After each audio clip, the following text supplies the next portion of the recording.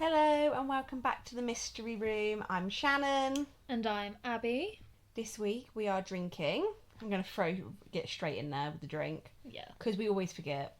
So we are drinking rosé. We have pushed the boat out a little bit and we've gone for a Whispering Angel. Yes, because we're fancy bitches. Yeah. So It's so nice though. it is probably one of the nicest rosés we've had. Yeah. It's not the cheapest though, I'm not gonna lie. With inflation and all of that. Even the small bottle is still like 13 or something pounds. It's only a small bottle. You can get small bottles? Yeah, you can get like, so we got the big one, which was, it was £20 by the way, this bottle of rosé, but it is nice. And then they do like a smaller bottle, and I am pretty sure the smaller bottle is like between £10 and £13. So it is quite expensive, but it is worth it. Like, you need to at least try it once. Yeah, it is very nice, I won't lie to you, but if you can't afford a £20 bottle of wine, you can get substitutes for cheaper. I think it's just the name you're paying for as well. Obviously, I'm not going to lie, it is nice, but it's definitely become more popular, and I think... This is a sort of wine that you get in Marks and Spencer's and Waitrose. Like, Yes. you know, that sort of higher end supermarket. Yes. This week we have crossed the seas and we are heading to the Vatican City. Italiano. So if we do, that was actually quite good actually. Thank I'll you. give you that. So if we do mess up a few names, please do not shoot us because some of them are quite difficult. But we will try our best to make sure that we are saying them correctly. Do you know, at some point we need to pick a case where we don't have awkward names. Yeah, but I feel like all the missing people cases, no offence, do happen abroad. Yeah, apart from a couple of them we've covered in the UK. And America, but a lot of them are abroad. So this case will be a long case. There is literally so much information about this case. It's actually really, really interesting. And just a disclosure, there is actually a Netflix documentary on this called The Vatican Girl. And I highly recommend watching it. It is really, really good and it goes into so much detail. In July 2019, the Vatican had opened up 2 tombs inside a tiny cemetery in the hopes of solving the 36-year-old disappearance of a teenage girl. Opening these tombs suggested that someone inside the Vatican was involved. Now 40 years on, what happened to Emanuela Orlandi? Even to today, many Italians believe that there was a cover-up involved. Stay with us because this case is very confusing and there is so many theories as to what actually happened. So Emanuela lived in the Vatican City. So this means it's inside the borders of the Vatican and she had access to the grounds, which is like a small, they call it a country, small country inside Italy next to Rome, just for people that don't know where the Vatican is. She lived with her parents, Orlandi and Maria Pisano. She had a brother and 3 sisters. So her brother was Pietro and her 3 sisters were Natalina, Frederica and Maria Cristina. So we will, because obviously her mum's called Maria and her sister's called Maria Cristina, we will call her Maria Cristina. The Vatican had a population of only 100 people. It's like a small village, only the difference between the two is at midnight, every single night, the Vatican closes its gate, so no one can get in or out. The Orlandi family had spent 3 years inside the walls. Emanuela had just finished school for the summer, but continued to make music lessons in Rome 3 times a week.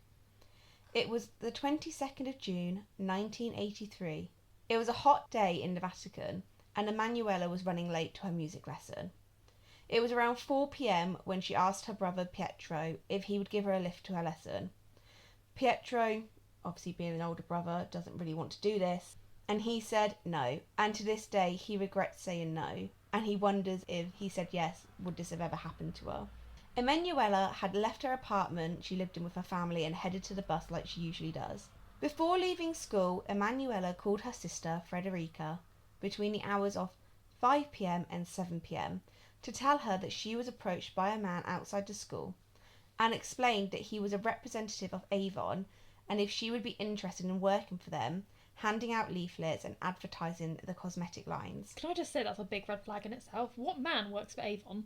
I know. I'm sorry, I've never seen a it's man. Usually it's like old men. Like no, oh, sorry. Usually it's old women on their Yes. bikes, isn't it? That's all I imagine. I can never imagine a man selling Avon. I know. You do you, but No, it does seem a bit dodgy. yeah. Her other sister, Maria Christina, and her friends were sent to meet her at 7 o'clock. She waited a while, but Emanuela didn't show up. So Maria Christina headed home. Once Maria Christina arrived home, she had asked her mother if Emanuela had come home, as she wasn't where they were meant to meet at 7 p.m. The Orlandi family knew instantly that something was wrong. At 7:30 p.m., the whole family went looking for Emanuela and retraced her usual steps. They arrived at the music school, and her dad went straight to the police to report her missing at 9:30 p.m, but was told it's too early to report her missing and sent him away. The gates into the Vatican closed at midnight, and Emanuela Orlandi wasn't there. The night passed, and the Orlandi family couldn't rest. As soon as morning hit, their mother went to report her missing and showed them a picture of Manuela and was told, quote, "I wouldn't worry, she's not at all that pretty and definitely not pretty enough to be abducted. She's probably run off." What the actual fuck? No, honestly, you think that our past cases, the police work was shit. This is horrendous. Like, horrendous. Not pretty enough to be abducted. Yeah. I'm sorry. No, I cannot. No. You'd punch them, wouldn't you? If you, any mother, you punch would. them, you would. That's I your would. child. Yeah. And for them to not believe you is one thing, but to say that, Oh, your child's ugly, don't worry, she's fine. yeah, No one's going to want to kidnap her. It's just, oh, honestly. When I heard that, I was literally there going, oh, I think this police force is the one that's annoyed me the most. obviously this angered their mother, and she demanded that someone did something. The captain, Mauro Obin, of the Carabinieri, which is the Italian police force in Rome, found out early on in the inquiries that two people, a traffic warden and a retired police officer, had noticed a girl similar to Emanuela was seen getting approached by a male. They described him as a man between 35 to 40 years of age and was about 1.8 metres tall, which is about 5'10". The officer said that the man had parked his car, which was a green BMW, near the Italian Summit. They assumed that this was the Avon man Emanuela had mentioned on the phone. In 1983, there were so many teenagers that went missing and returned home shortly after, and at the time it was Mauro Obin's opinion that Emanuela did the same. But her mother was very clear that Emanuela would not just run off like that. That same week, the Orlandi family published a photo of Emanuela in the local paper, along with their home phone number. As you can imagine, they started to soon receive lots of calls, and out of all the horrendous calls they got, there was one that stood out.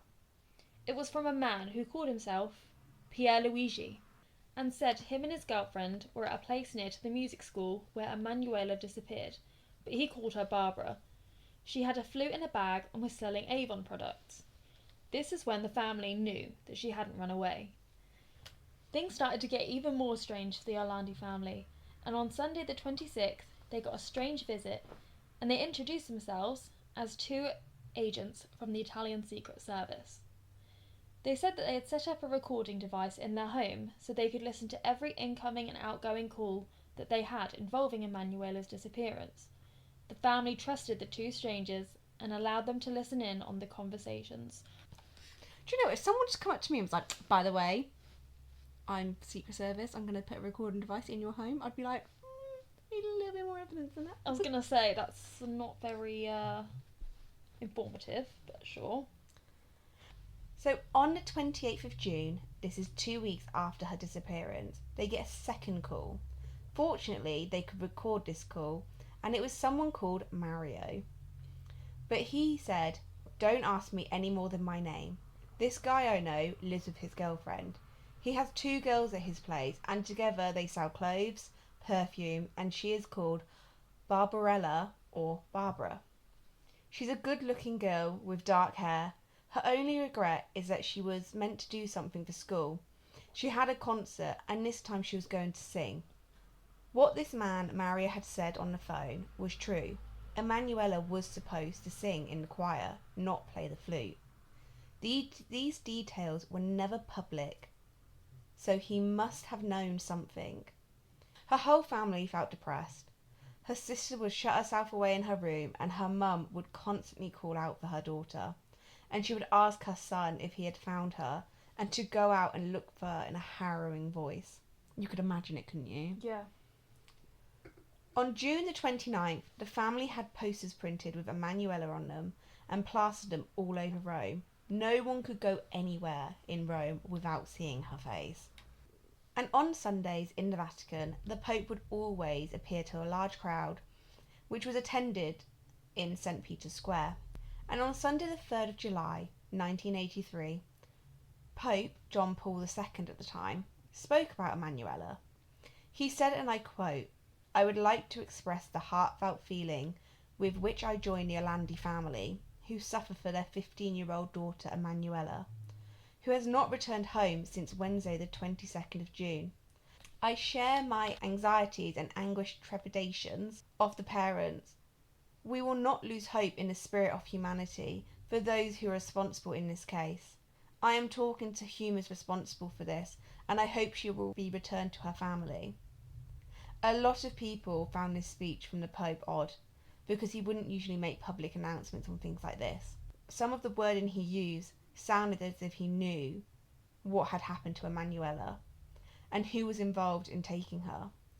While the Pope was making his speech and the people of the Vatican and Rome were questioning his speech, the police were searching into leads of the Avon man.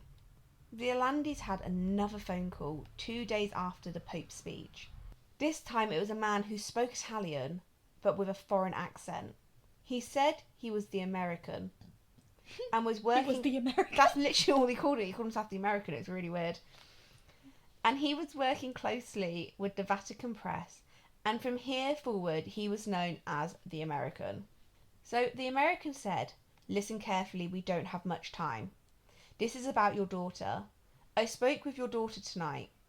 He then proceeded to play a voice recording, which said, "National Boarding School Victor Emanuela II," and this played over 2-3 times before the recording of a girl's voice went on to say, "I should be in the 3rd year of high school next year."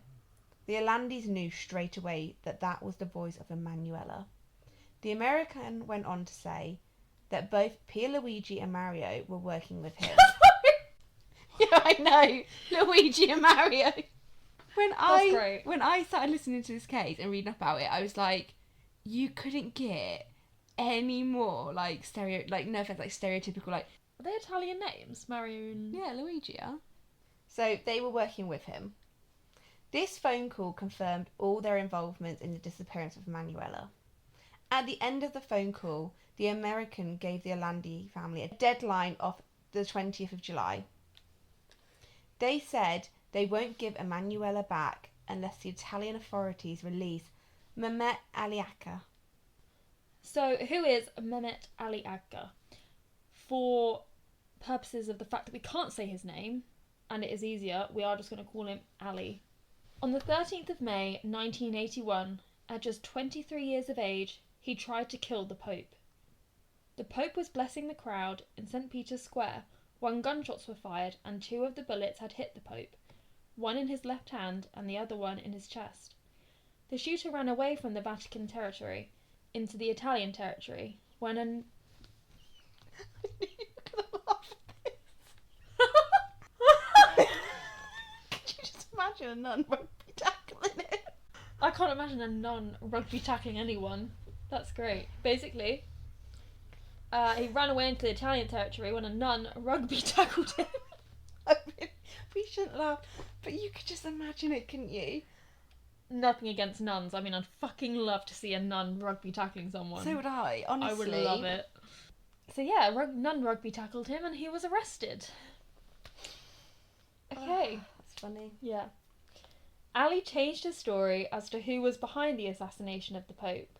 He said that he acted on behalf of the right-wing Turkish terrorist group, the Grey Wolves, which he was a member of, and he later said that it was the Soviet intelligence service, the KGB, who was actually behind the plot. Ali claimed himself that Emanuela had indeed been taken in exchange for his freedom. He confirmed she was safe and not in danger, but never offered proof of this. The police in Rome finally decided that this case was a bit more important and started looking into this case properly. One of Emanuela's sisters said that if Ali was involved, that they would never see Emanuela again, because it's much bigger than them and they are powerless. The deadline day came and Ali was still in prison, and yet Emanuela's body still didn't show up. Ali ended up serving 20 years in an Italian prison before he was extradited to Turkey in 2000. He was released on parole in 2006, and the case of Emanuela Orlandi went cold, and there were no new leads. But I like how they only took it seriously when there was, like, a terrorist involved. Yeah, well, of course they would, wouldn't they? At first, she's not pretty enough to be kidnapped. Oh no, 1 minute. This is a big old terrorist group. We better get involved now. 15-year-old went missing. Deal with it properly in the first place. So fast forward to April 2nd, 2005, 22 years after Emanuela went missing. Pope John Paul II dies in his private apartment in the Vatican.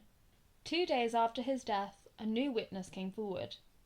An anonymous caller made a report to the police, telling them to check out a crypt inside a church in Rome. When the reporter went to the crypt, they realised it was the body of Enrico de Pedis. This is when de Pedis' ex-lover came forward for an interview, and her name was Sabrina Mignardi. When Sabrina came forward, the Italian authorities reopened the case. De Pedis was a mafia boss of the Banda della Magliana. She claimed that she had Emanuela in her apartment at the request of De Pedis. Sabrina alleged that the teen was at her apartment for 10 days before she was returned to a man dressed as a priest, near the Vatican. Sabrina first came forward with her testimony to a journalist called Giovanna Petrica. When she first heard Sabrina's story, she didn't believe her. It seemed too far-fetched. But the more Sabrina went on, and the accounts that she gave, she soon started to believe her. They retraced Sabrina's steps from that night and went down the road of thousands of bends to confirm at the Vatican petrol station that Sabrina claimed to have handed Emanuela over to the priest was there. They then had to verify the apartment in which Sabrina claimed to have kept Emanuela. They found that the apartment had been bought by a woman named Daniela. She belonged to the group which was involved with the Banda della Magliana, which confirmed the description Sabrina had given were truthful as all her accounts had matched. Sabrina described the apartment in great detail and was very precise. She was able to confirm what they had found inside. They had the floor plans from the apartment and noticed that one of the walls entering the apartment seemed to have been built after the plans were made, as it didn't exist in the original plans. This new wall created a small secret room, which we will post some pictures of on our Instagram. Giovanna said, "I saw scenes I didn't ever want to think about." The Orlandi family believed that the Banda della Magliana are involved in some way in the disappearance of Emanuela. But why would the Banda della Magliana take a 15-year-old girl from the Vatican? That is true. Like, why? You sound really good when you say that, by the way. It was a mouthful at first, Yeah. but The Banda della Magliana, they were split into two groups in 1983. The Testaccini, which is from the area of Testaccio, which is in the centre of Rome, and these were led by Renatino. The Magliana, which is another part of Rome, and this was led by Maurizio. This was until 1992, when he was arrested and became a police informant. In 2017, Maurizio was approached by a reporter for an interview, and they asked him about Emanuela. Maurizio went on to tell a story about when he was in a detention centre in Villagina. He was visited by a gentleman from the Banda della Magliana, and this was to update him on what was going on in the outside world. This gentleman ended up mentioning that they took Emanuela because of the money that was given to De Pedis, which ended up in Vatican banks and had not been paid back to them. Basically, back then, and it probably still goes on today, the Vatican's banks was run by a man called Roberto Calvi, I want to say. He's quite well known. And he was accused of funneling covert United States funds to the Polish trade union. It was really weird because he was found hung in June 1983 in London. There were rumours for many years that tombs with De Pedi's body needs to be open as it holds clues to the disappearance of Emanuela. In 2012, the body was exhumed, but the search turned up with no links. Also, in 2012, Father Gabriel Amor was a leading exorcist at the Vatican, and he had told the Italian newspaper that Emanuela had been kidnapped for sexual exploitations. He said, quote, "It has already previously been stated by Simone Duca, the archivist at the Vatican, who was asked to recruit girls for parties with the help of the Vatican guardsmen. The network involved diplomatic personnel from a foreign embassy to the Holy See. I believe Emanuela ended up a victim of this circle." One of Emanuela's high school friends seemed to confirm this theory, saying that Emanuela phoned a week before she went missing and said someone close to the Pope was bothering her while she was walking around the gardens of the Vatican and was making sexual advances towards her. In 2017, Italian investigative journalist Emiliano Fittipaldi published a 5-page document that was allegedly stolen from a locked cabinet in the Vatican.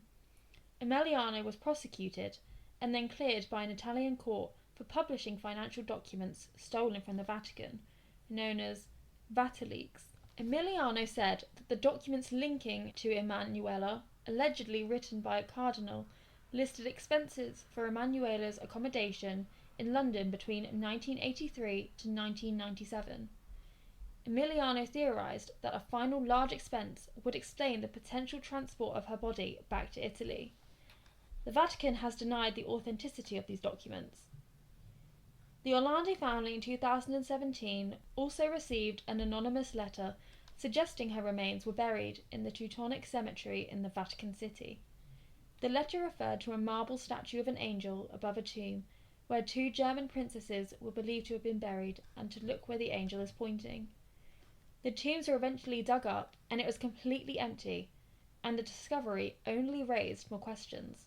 Because there was literally no one in these tombs. There's meant to be 2 German princesses and both tombs are empty, completely empty.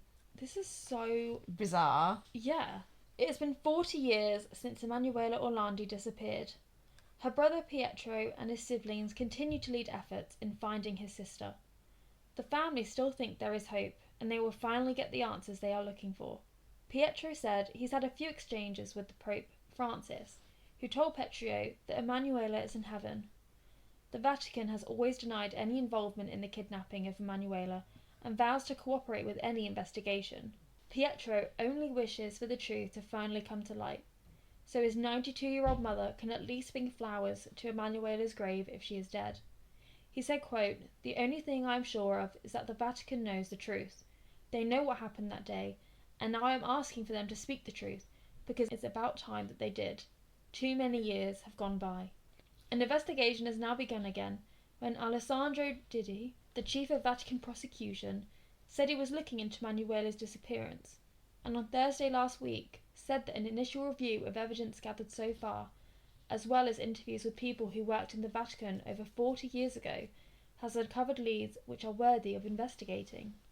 This is such a weird case. I don't even know what to think about that. So many people come forward. I honestly think the whole Ali Akka, the terrorist, I do honestly think they only did that to try and get him out of prison.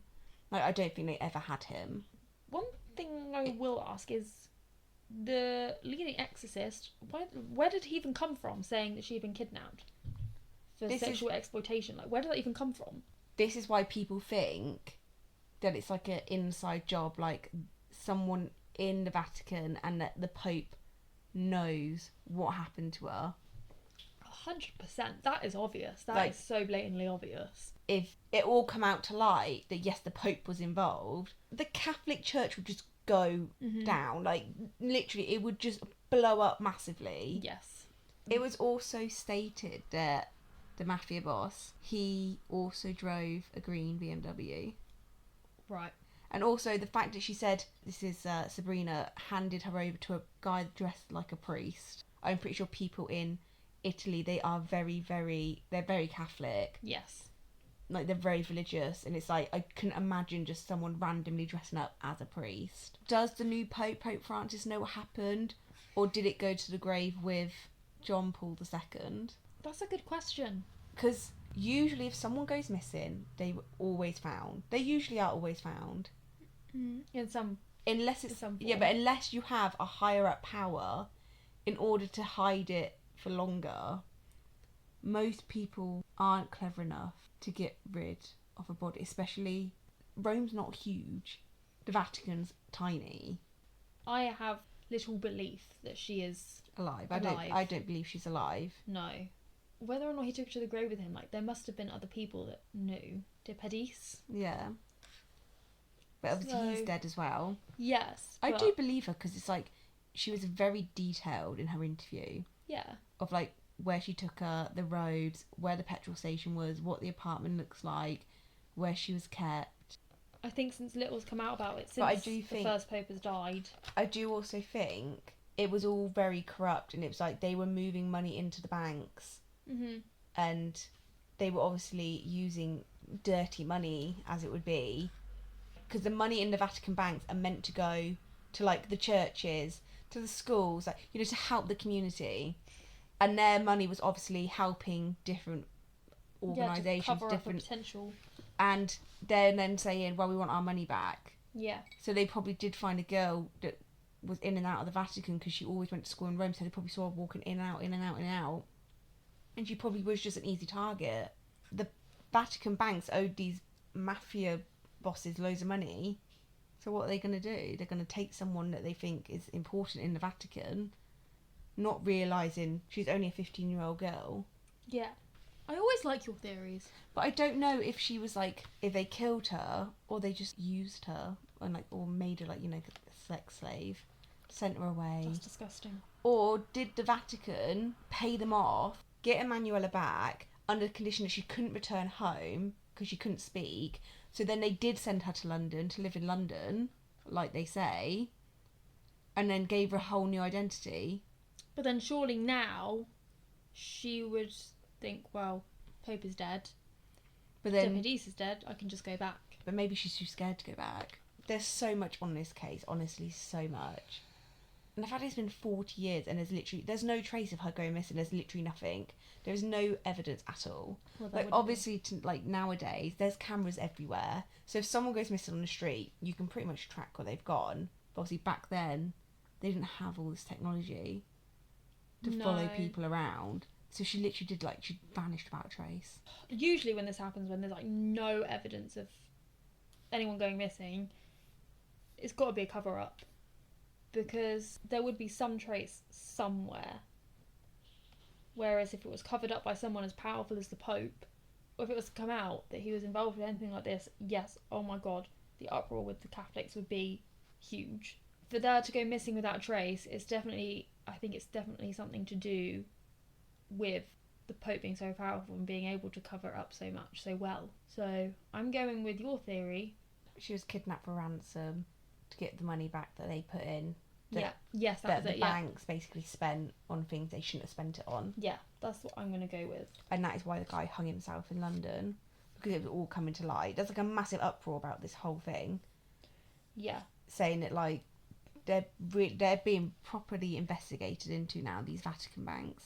And I'm pretty sure there is a investigation between Boris Johnson and the KBG, No way. because they're all involved in the Vatican banks. That's what I mean. Honestly, why are governments so fucking corrupt? Honestly, pisses me off. Why do they always leave it so late to do these kind of things? So late. Because they need the proof, don't they, really? But it's taken them over 40 years to start doing more investigation. Like, Yeah, the Italian police annoyed me massively in this case. Imagine the fear of your child not coming home. Your 15-year-old child just not coming home one night, and you going to the police. She's missing. It's not been long enough. Come back another day. Or she's not pretty enough. She's probably just run away. yeah, what kind of bullshit Like, is that? Imagine that. Like, your whole world is falling apart. Yeah. And you're being told your daughter's not important enough. Like, No. that is horrendous. No. And then being awful. told, oh, okay, we'll have a look into the Avon man, but they're not going to do serious investigation work. Oh, 1 minute, actually, this is getting a bit more serious now. We'll actually take it a bit more seriously. Yeah. It's just wrong. Anyone that goes missing should be looked into thoroughly.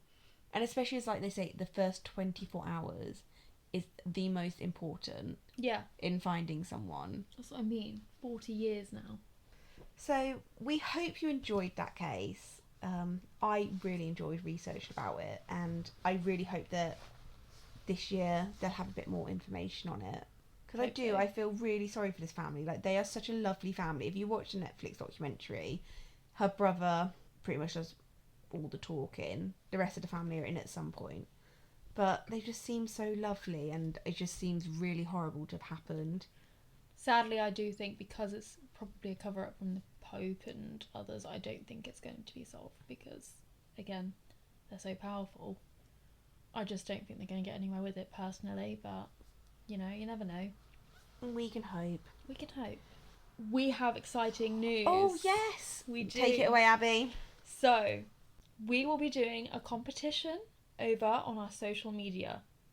So we will be giving away a £25 Amazon voucher to one lucky winner. I know, spoil yourselves. We'll put the conditions on our Instagram, our Facebook, but all you have to do is just like, comment, share, review, follow. Yeah, basically just spread the word about this lovely podcast. Tell your friends, you know, tag your friends. Anyone who's interested in true crime, get them on board with the mystery room. So keep your eyes peeled on all our socials. Yes. We will be posting it over the next few days, probably. Yes. So yeah, like Shan just said, just keep an eye on our social media. And for people that don't know our social media, so on Instagram, we are The Mystery Room Pod. And on Facebook, we are The Mystery Room Podcast. And you can find us over there. And obviously, we are on all podcast platforms apart from Apple. So give us a listen and share the love, people. Yeah. And also on our Patreon as well, you can get early access to our episodes on Patreon when someone signs up, which is just The Mystery Room. And if anyone has a wine company that would love to sponsor us, I feel like we are the best podcast because, you know, we like to talk about wine beforehand. We do. So here's that, people. Yeah, we love wine. Have a lovely weekend. I'm off to Dublin this weekend and I can't wait. Have a wonderful time. I will. And you have fun at home. Thank you. So, yeah. Enjoy. Bye.